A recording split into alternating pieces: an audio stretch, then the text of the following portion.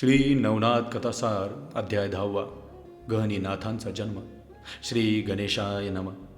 कनकगिरी गावात मच्छिंद्रनाथांनी गोरक्षांना ब्रह्मज्ञान सांगितले.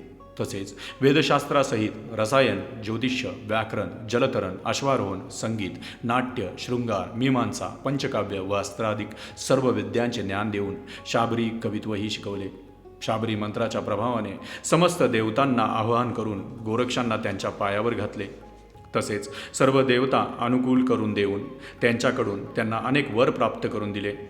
त्यावेळी त्यांचे बल, तेज, विद्या यांचे सामर्थ्य वाढवण्यासाठी त्यांना तपश्चर्येस बसवावे अशी नाथजींना सूचना करून त्या सर्व देवतांनी त्यांचा निरोप घेतला. त्यानंतर एके दिवशी मच्छिंद्रनाथ कामानिमित्त बाहेर गेलेले असताना गोरक्ष गावाबाहेरील एकांतात एकटेच संजीवनी मंत्राचा पाठ करत बसले होते. तेवढ्यात जवळच मैदानात खेळणारी गावातील काही मुले त्यांच्यापाशी आली.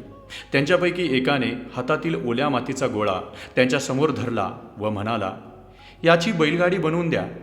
तेव्हा त्यांची बॅट टाळण्यासाठी ते म्हणाले, मला मातीची खेळणी बनवता येत नाहीत, तुम्हीच ती बनवा आणि खेळा. तेव्हा मुलांनी त्यांना जमेल तशी बैलगाडी बनवली. आता तिच्यावर बसण्यासाठी गाडीवानीही हवा होता, म्हणून ती मुले मनुष्याचा पुतळा तयार करू लागली. पण काही केल्या त्यांना ते जमेना.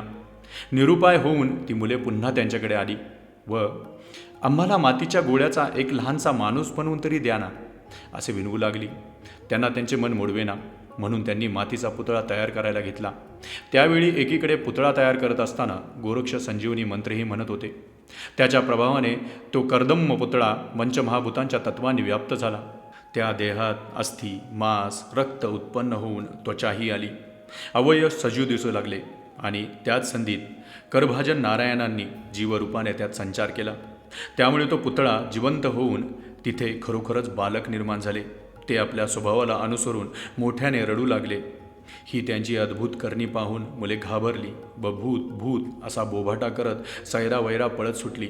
त्यांना वाटेतच मच्छिंद्र भेटले. त्यांची अवस्था पाहून त्यांनी त्यांना धीर दिला व घाबरण्याचे कारण विचारले. मुलांनी त्यांना सर्व वृत्तांत सांगितला. तेव्हा त्यांच्याही मनात शंका उत्पन्न झाली. मग काय प्रकार आहे ते प्रत्यक्ष पाहावे म्हणून ते म्हणाले, मुलांनो, भिवू नका. ते भूत कोठे आहे ते मला दाखवा, मी त्याला चांगली शिक्षा करतो. त्यावर मुले म्हणाली, ते भूत अजून लहान आहे, पण ते लवकरच मोठे होईल. तुम्ही तेथे गेलात तर ते तुम्हालाही खाईल, म्हणून तिकडे जाऊ नका, आम्ही येणार नाही. तेव्हा नाथजींनी त्यांची समजूत घातली आणि दुरूनच ते ठिकाण दाखवण्यास सांगितले. त्याप्रमाणे काही धीट मुलांनी दुरूनच ते रडणारे बालक दाखवले आणि तेथून पळ काढला. मच्छिंद्र त्वरेने तेथे गेले, पण त्यांना गोरक्ष दिसले नाहीत. कारण मातीचा पुतळा जिवंत झालेला पाहून तेही घाबरून दडून बसले होते. नाथजींनी जमिनीवर रडत पडलेल्या त्या शिशूला पाहिले आणि ती करभाजन नारायण असल्याचे ओळखले. त्यांनी त्यांना उचलले, वात्सल्याने हृदयाशी धरले आणि त्यांना घेऊनच गोरक्षांना हाका मारत दारोदार हिंडू लागले. तेव्हा त्यांना भूताला घेऊन आलेले पाहताच घरोघरची लहान मुले घाबरून गोंगाट करू लागली व भीतीने पळू लागली. ते पाहून त्यांचे पालक नाथजींना विचारू लागले, महाराज, तुम्ही आमच्या मुलांना कसली भीती दाखवली आहे आणि हे ताने बाळ घेऊन का हिंडत आहात? त्यावर मी माझे शिष्य गोरक्ष यांना शोधत आहे, ते भेटल्याशिवाय मला काहीही सांगता येत नाही, असे म्हणत ते पुढे जात राहिले. अखेरीस ते गोरक्ष जेथे लपून बसले होते त्या घरी आले आणि मोठ्याने हाका मारू लागले. त्या ऐकून त्यांना धीर आला आणि ते लगेच बाहेर आले. पण गुरुजींच्या हातात ते मूल बघून ते मोठ्याने ओरडत पळत सुटले. तेव्हा या मुलाला भ्याल्यामुळं ते पळत आहेत हे जाणून त्यांनी त्याला एका वस्त्रात गुंडाळले आणि सुरक्षित ठिकाणी ठेवून त्यांच्या मागावर निघाले. काही वेळाने ते सापडले तेव्हा भीतीने थरथर कापत होते. नाथजींनी त्यांना पोटाशी धरून थोपटले आणि धीर देऊन काय घडले ते विचारले. तेव्हा त्यांनी सुरुवातीपासून जे घडले ते सर्व सांगितले. ते ऐकून नाथजी म्हणाले, अहो, मग यात घाबरण्यासारखे काय आहे? मातीचा पुतळा बनवत असताना तुम्ही संजीवनी मंत्र म्हणत होतात, म्हणून तो जिवंत झाला. तुम्ही जसे गोवऱ्यांच्या राखेच्या उकिरड्यातून जन्मलात तसे हे करभाजन नारायण पुतळ्यात प्रवेश करून प्रकट झाले आहेत. ते भूत नसून तुमच्या माझ्यासारखेच मनुष्य आहेत, म्हणून घाबरू नका. आता माझ्याबरोबर चला, आपण त्यांचे गहिनी असे नाव ठेवू. आता त्यांचे पालनपोषणही आपल्यालाच करायचे आहे. मच्छिंद्राच्या बोलण्याने गोरक्षांना बरे वाटले. त्यांची भीती गेली. मातीच्या त्या पुतळ्यात एक महातपस्वी ऋषीने प्रवेश केलेला आहे हे समजल्यामुळे ते खुशीत होते. मग गूज गोष्टी करत ते दोघेही बालकापाशी आले आणि त्यांना घेऊन मुक्कामी गेले. त्यांना गाईचे दूध पाजले, धोतराची झोळी करून त्यात त्यांना निजवले. त्या झोळीला नाथ स्वतः झोके देऊ लागले. इकडे गावातील मुलांकडून सदर घटना लोकांच्या कानावर गेली. तेव्हा सर्व ग्रामस्थ मंडळी हा काय प्रकार आहे ते जाणून घेण्यासाठी नाथांपाशी आले. मातीच्या पुतळ्यातून प्रकट झालेल्या त्या बालकाला पाहून ते सर्व अचंबित झाले. त्यांनी त्याच्याविषयी जाणून घेण्याची इच्छा प्रकट करताच त्यांनी ही सर्व हकीकत सांगितली. ती ऐकून ते थक्कच झाले आणि संजीवनी मंत्राने आपल्या शिष्याकडून मातीचा पुतळा जिवंत करणारे हे नाथजी ब्रह्मदेव व शुक्राचार्य यांच्यापेक्षाही श्रेष्ठ आहेत हे जाणून त्यांची प्रशंसा केली. त्यांना त्यांच्याबद्दल आदर वाटू लागला. अनेकांनी त्यांच्या पायावर डोकेच ठेवले.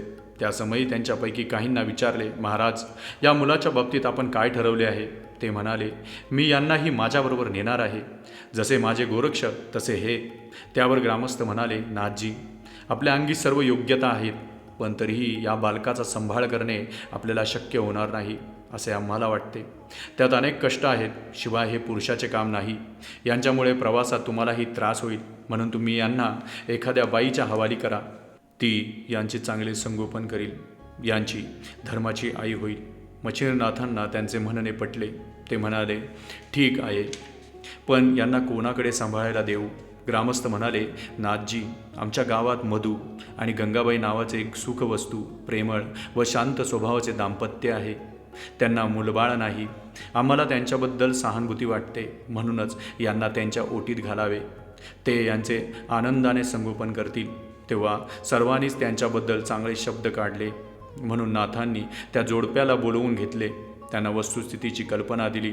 तसेच त्यांना सांभाळण्याच्या बाबतीत त्यांचे काय म्हणणे आहे तेही नीट ऐकून घेतले. त्यांनी बाळाचा स्वीकार करण्याची तयारी असल्याचे सांगितल्यावर त्यांना गंगाबाईकडे दिले व म्हणाले, माई, हे करभाजन ऋषीचे अवतार आहेत. हे कीर्तिवंत व जगदवंद्य होतील. भगवान शंकर यांच्यावर कृपा करतील. हे आयोनिक संभव असून यांची गती अतिशय गहन आहे.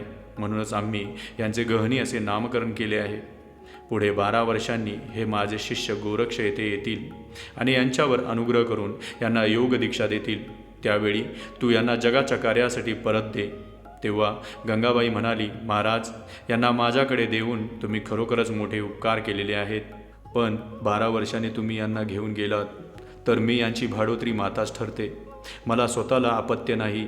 असे असताना यांना माझा पुत्रही म्हणता येत नसेल तर एवढ्या खस्ता काढण्यात काय अर्थ आहे?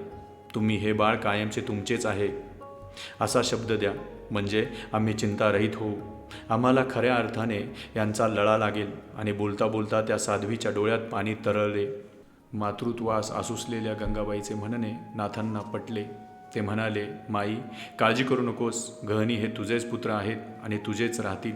आम्ही यांच्यावर कोणत्याही प्रकारची आशा ठेवत नाही. आता निशंक मनाने यांना घरी घेऊन जा. 12 वर्षांनी गोरक्षनाथ यांना दीक्षा देण्यासाठी येतील व कार्य झाले की तीर्थयात्रेस जातील.